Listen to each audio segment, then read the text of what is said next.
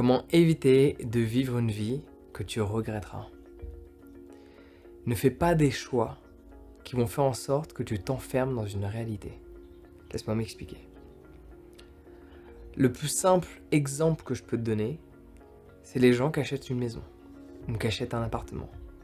Le fait de devenir propriétaire, tu t'enfermes dans une réalité de « je suis propriétaire ». Et pour beaucoup, en fait, ils vont acheter une maison qui ne sont pas exactement dans leurs moyens, qui est la maison qu'ils souhaitent, l'appartement qu'ils veulent, mais qui ne correspond pas à leurs moyens. Et cela se voit parce que beaucoup de gens, dès lors qu'ils deviennent propriétaires, ne vivent plus. On limite les expériences. On ne part pas en vacances pendant quelques années. Sauf qu'au final, le quelques années se retrouvent en quelques dizaines d'années. Je connais personnellement personne qui est triste de vivre libre et qui a peu de ressources financières. Mais je connais beaucoup de gens qui vivent dans l'opulence et qui ne sont pas libres, mais pourtant qui sont tristes. Ne fais pas de choix qui vont faire en sorte que tu t'enfermes et que tu te prives de ta liberté. Peut-être tu peux devenir propriétaire. Le but de cette vidéo n'est pas de te dire n'achète pas, ne deviens pas propriétaire, il faut être que locataire, comme ça tu peux partir du jour au lendemain. C'est sûr qu'il y a une flexibilité que tu peux avoir en étant non propriétaire. Mais c'est pas juste relié à ça, c'est relié à ce que tu peux et à ce que tu veux. Et parfois quand tu fais en sorte d'obtenir ce que tu veux alors que tu ne peux pas normalement l'obtenir, mais que tu fais en sorte de l'obtenir notamment de par des crédits, tu vas te bloquer dans le fait de vivre. Une maison ne te fait pas vivre. Une maison te permet de t'héberger. Et il vaut mieux chercher la simplicité dans ton logement et chercher l'extravagance dans les expériences. Laisse-moi répéter ça. Il vaut mieux chercher la simplicité dans le logement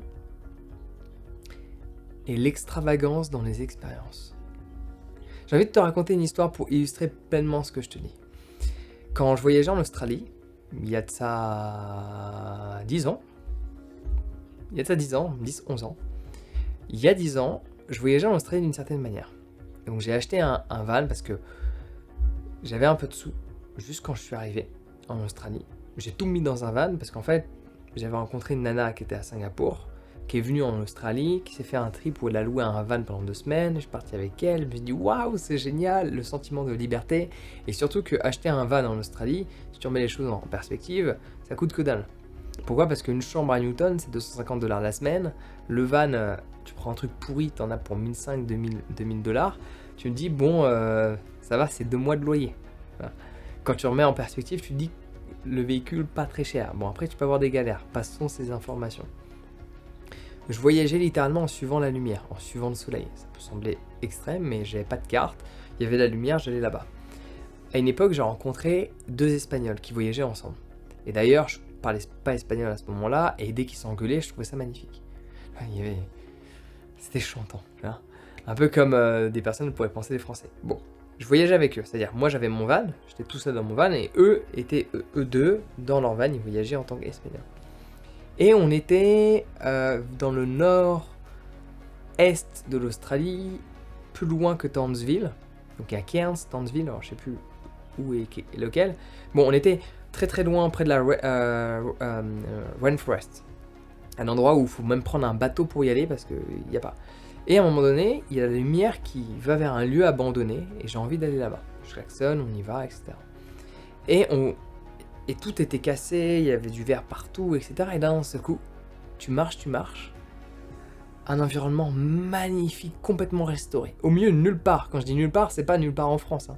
C'est pas accessible à 2 heures de route. L'endroit que je te parle, la première civilisation est à 5 heures de route.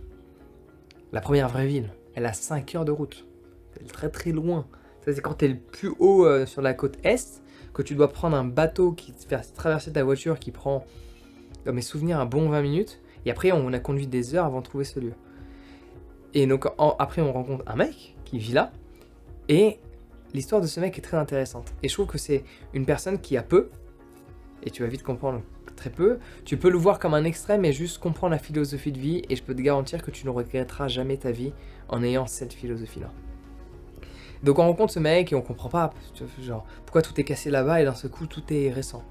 Et en fait, il dit que ce lieu était abandonné. Donc là, c'est un restaurant qui est au milieu de nulle part. Il y a un hôtel qui est dans les montagnes. Et tout était connecté. Et en fait, il a même rénové la piscine où il récupère l'eau de pluie qui arrive dans un bassin. Il y a des plantes qui filtrent, etc. Il a tout rénové ce qu'il peut avec ce qu'il a. Et le propriétaire de ce lieu abandonné, de ce projet commercial qui n'a pas fonctionné, le laisse vivre sur place. Il est complètement ok. Ça fait 2 ans qu'il vit là-bas, à l'époque. Parce que il rénove le lieu. Il n'est pas juste en train de le squatter, il le squatte, mais il le rénove. Donc le propriétaire a enclenché aucune démarche. Et le lieu est littéralement somptueux, luxueux. Et il nous présente et on monte à un moment donné dans sa chambre.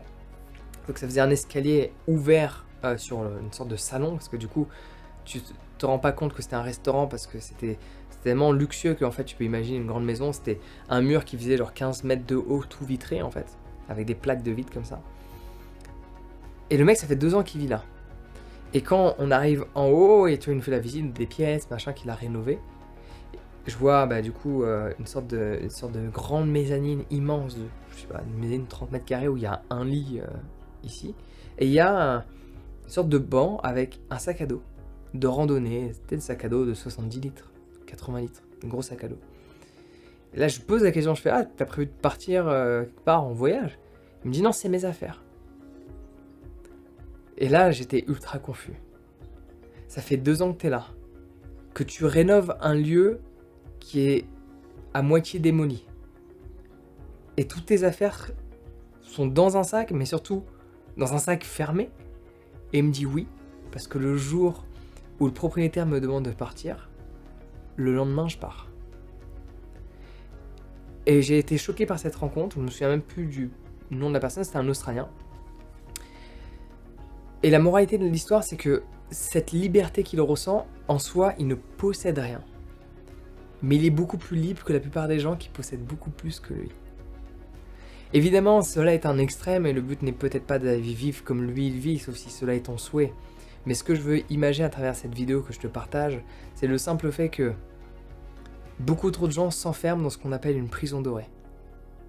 Et parfois, c'est juste pas une question de moyens, parce qu'en fait, tu vas prendre une maison qui est dans tes moyens, par rapport aux standards, salaire, crédit, etc. Mais toi-même, de par la peur de ne pas être en capacité de rembourser, de par la peur de perdre ton emploi, de par toutes ces peurs qui cumulent les obligations, qui englobent les obligations, qui se cumulent aux obligations, et ben tu vas t'empêcher de vivre. Et tu le regretteras. Le nombre de personnes que je vois voyager, alors évidemment le voyage, peut-être que je t'en parle trop parce que c'est mon truc, ça peut être autre chose ton truc. Mais le nombre de personnes que je vois voyager, ok, ou le nombre de personnes à la limite que je vois pas voyager, qui font de la musique, des artistes, qui vivent avec peu, mais qui cumulent les expériences de vie. Évidemment, ces gens-là, souvent, alors, j'en connais quelques-uns, mais ils sont très minoritaires, ils ne cherchent pas à avoir plus d'argent. Ils n'aimeraient pas forcément en avoir plus et avoir plus de possessions. Mais même s'il y en a beaucoup qui souhaiteraient avoir plus de possessions, ils vivent une vie heureuse.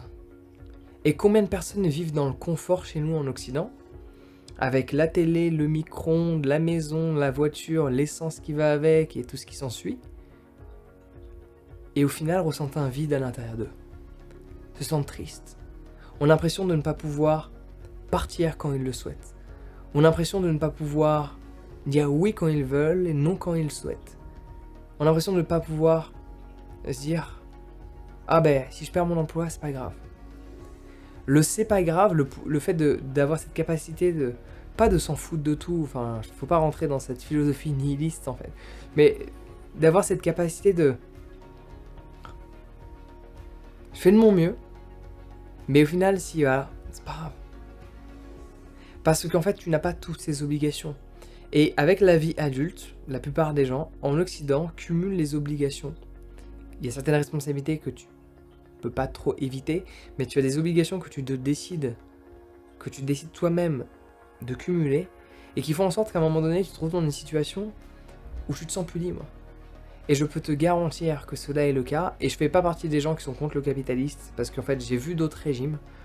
En fait, les gens qui sont souvent contre le capitalisme n'ont jamais vécu dans d'autres pays. C'est un grand classique, hein. Ça peut déplaire ce que je dis parce que je parle à une audience qui est plus dans le bien-être, la spiritualité, mais faut dire des vérités en fait. Toute vérité n'est pas bonne à entendre, mais elle reste vraie.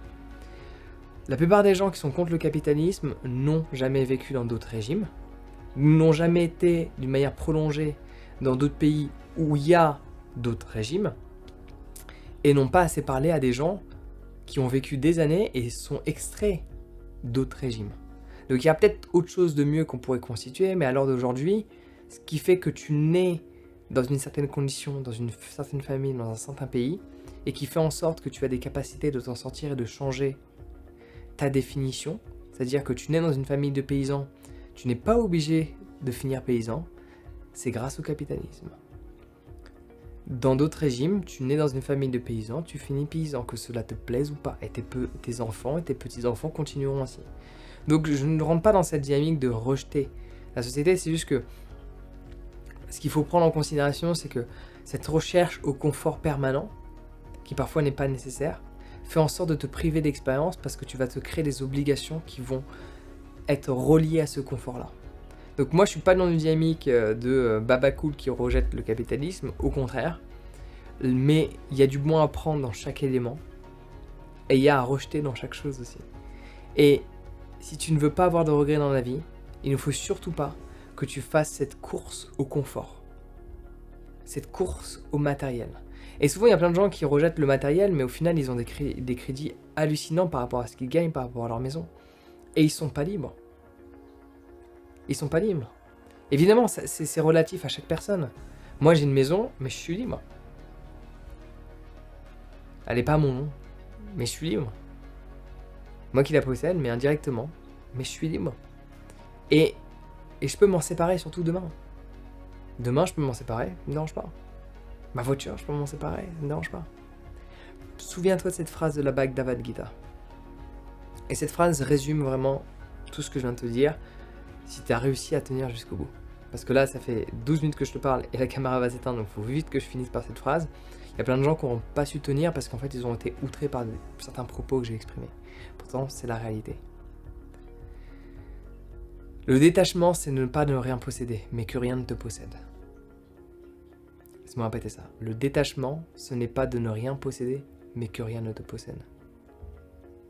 Allez.